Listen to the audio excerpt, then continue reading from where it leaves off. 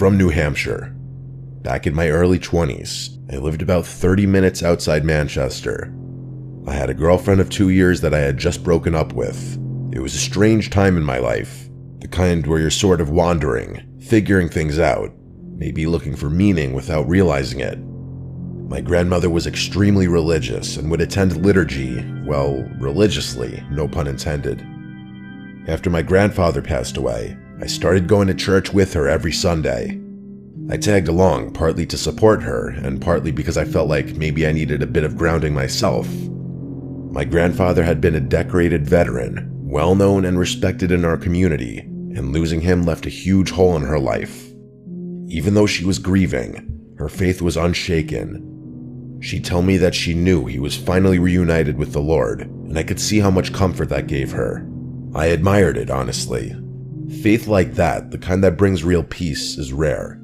I think it's something that people search for their whole lives, even if they can't always put it into words. One Sunday after the service, I met this girl. This whole thing still feels like a fever dream. I'd never seen her around before, which was unusual since our community was close-knit, especially at church. She was striking, with dark curly hair and deep hazel eyes. I waited for the service to be over and approached her.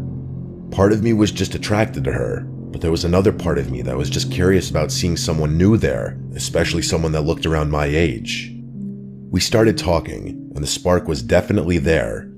I'm sure everyone knows what I'm talking about, where you just meet someone and immediately feel a connection. Her name was Kaylee, and she had a kind of quiet, mysterious charm, and I found myself drawn in. I kept trying to ask her specific questions about her past, like family and home life, but she would crack jokes and tell me I'd have to take her out for those answers.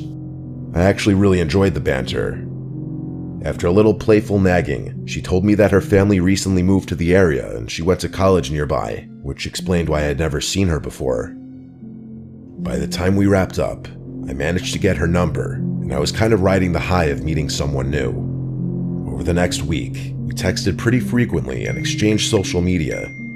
I remember scrolling through her Instagram at one point, surprised that she had so few followers. I preferred that though.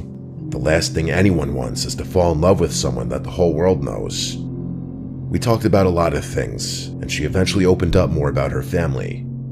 I don't want to say too much, but her situation wasn't great. Her stepfather was a nasty alcoholic and frequently mistreated both her and her mother. Her biological father was substantially worse though. She wouldn't give me specific details, but apparently they had to move to get away from him. She transferred schools and everything, leaving everyone and everything she had known behind. I didn't want to overstep and ask her about her father. I was just glad she was opening up to me. As much as I loved the calculated mystique, it was nice to get to know her on a more personal level. I neglected to coordinate a date with her just yet because I figured I'd see her at church.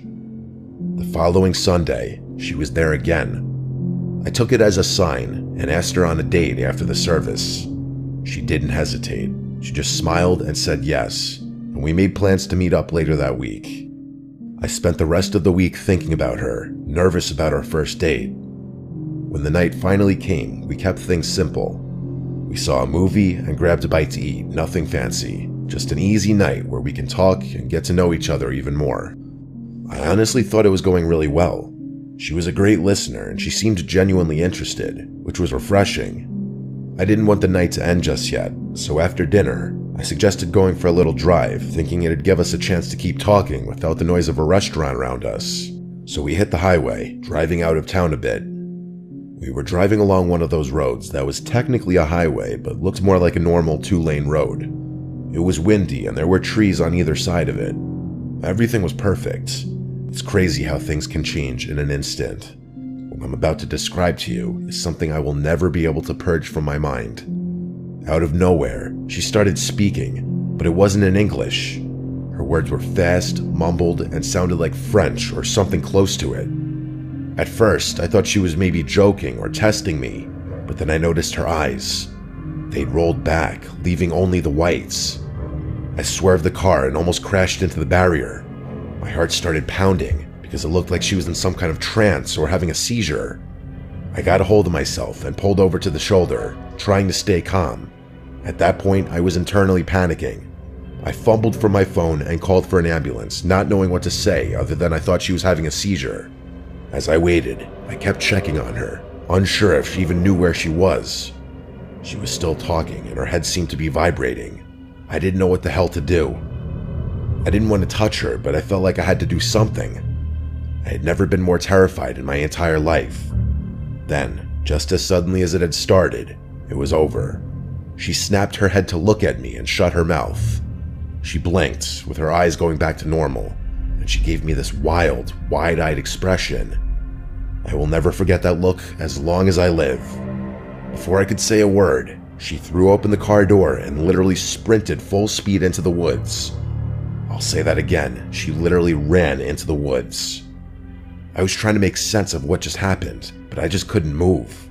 My head was spinning and I'm pretty sure my hands were still trembling. I sat in that position until the cops and paramedics showed up. I told them everything, even though it sounded insane. Every detail about the way her eyes looked and how she'd run off. They nodded and took my statement, assuring me that they'd try their best to find her. I must have looked insane, but they took me seriously enough. After that night, though, she was gone. I never saw her again. I looked for her at church, but she never showed up. Her Instagram was deleted, and she had apparently blocked my number. It was worse than that.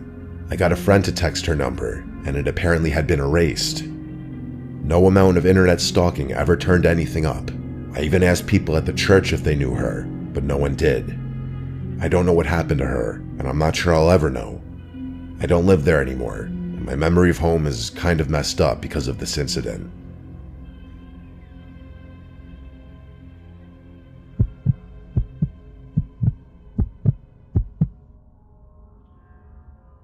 My family has this beat-up 2012 Volvo that is quite literally on its last legs. I don't know what it is, but the thing refuses to quit. It's had a million problems, but still runs. The thing has a laundry list of issues. Brakes that feel soft, a temperamental engine, and half the electronics barely work. My parents are basically waiting for it to break down for good so that they'll have an excuse to get a new car. Unfortunately, I'm the one stuck driving it. In addition to the myriad of other issues it's suffering from, the windshield wipers don't work at all, so driving in the rain is a death sentence. Even a little drizzle is enough to completely obstruct the driver's view. Everyone knows Nevada is the driest state though, so rain typically isn't a concern where I live. I remember elementary school teachers always making a big deal about that fact for some reason. Anyway, this was back in the summer a couple years ago. I was on my way back from a solo trip to visit my friend Calvin a few states over, one of those friends I hadn't seen in years. I love driving, so I figured I'd make an adventure out of it, just driving alone through the stretches of the empty desert. The drive there was great. I stayed a few nights at his place and we did a lot of drinking. It was a great time and I was glad I made the effort. The majority of the drive back was a piece of cake, but that didn't last long. As I crossed into Nevada, a storm hit. Not just a sprinkle or some light rain, an actual thunderstorm, complete with lightning and torrents of rain. I later realized that it was one of the heaviest rainfalls we'd seen in years. I'd driven through rain before, but nothing like this. It didn't really make much of a difference. With the current state of my windshield wipers, any amount of rain would force me to pull over. So reluctantly, that's what I did. I pulled off the highway and parked a considerable distance into the desert, just in case a truck or something didn't see me. I figured I had no choice but to wait it out, maybe try to get some sleep in the car. I debated calling the police for assistance with the wipers, but money was tight and I wanted to avoid a ticket at all costs. If not the wipers, they'd definitely get me on something else. I wasn't about to ask my 65-year-old parents to drive 3.5 hours to rescue me either. So sitting and waiting was my only move. I was on my own, alone on the side of the road during a thunderstorm in the middle of the desert. Not a single car passed me for a full hour, and the storm didn't even let up a smidge.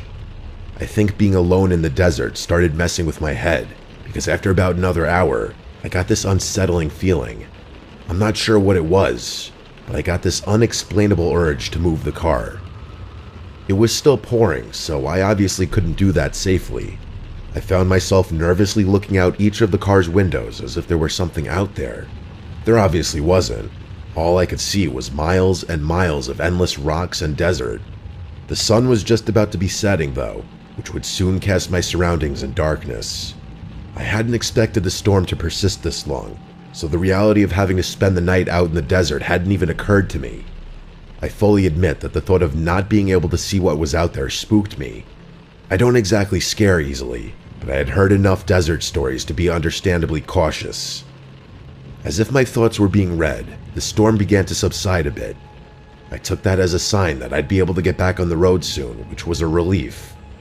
The sun started to set, casting that strange, muted twilight across the desert. Under different circumstances, I would have admired the beauty of it. The damn rain wasn't stopping though, so I had no choice but to stay put. I tried to concentrate on the lightning in the distance, thinking maybe that would ease my mind. I don't remember how much longer I waited, but eventually the sun set completely. At that point, I decided waiting was wasting valuable energy, and I'd be better off trying to get some shut-eye. Just as I was about to close my eyes, I saw flashes in the distance. It wasn't lightning this time, just bright, sharp bursts of white light darting through the darkness. They seemed to jump around like they were coming from multiple places. It was creepy as hell. I watched them for a few more minutes before realizing that they were getting closer. They were literally approaching me. I could feel my palms starting to sweat. I don't know what came over me, but instinct kicked in, and I made a split-second decision to get out of the car and hide. I grabbed my phone, scrambled out, and ran to hide behind the nearest rock formation. It was still raining, but I didn't care. I could feel my heart beating rapidly, and I prayed that the sound of the rain would conceal my breathing. Crouching low, I peeked around the edge, watching my car from a distance. After a few minutes, I realized what the flashes were. Flashlights. I saw 3 figures moving through the distance toward my car, each equipped with a flashlight. They were flinging their beams around wildly, as if dancing or stumbling or something. It was abnormal, I'm telling you. They circled my car, inspecting it, as if they were looking for something or someone. I'm telling you though, the way they wielded their flashlights, it was like they were on something. I squinted, trying to make out details, but it was too dark to see much. Without warning, one of them fired a gunshot at the sky. I jumped, completely caught off guard, and I bit down on my lips so hard I broke the skin. Every instinct told me to stay as still as possible, to make myself invisible behind the rocks. For what felt like forever, I stayed frozen in place, not daring to peek behind the rock. Eventually, the curiosity was unbearable. Slowly, I peered behind the rock again, and I felt my stomach drop. It was pitch black, no flashlights. I waited, not sure where those people had gone. And then, just like that, the lights were back, flickering around my car again, like they were taunting me. I knew I couldn't stay there all night. My hand shook as I pulled out my phone, fumbling to dial 911. I whispered into the phone, trying to explain what was happening, with my voice barely audible. The operator said they'd send someone, and I put the phone down, feeling both relieved and terrified. After what felt like an eternity, I finally saw the faint glow of police lights in the distance. The second the lights started flashing, the 3 figures turned and bolted, disappearing into the darkness. By the time the cop actually pulled up next to my car, they were long gone. I ran through the rain, waving my arms, grateful that I had been saved. The officer listened as I told him everything. He didn't seem particularly shocked, which somehow made all of it feel worse. He did have the courtesy of waiting out the storm with me and not towing my vehicle, which I guess I could say was a good thing. I think about this often, and I haven't done a road trip since.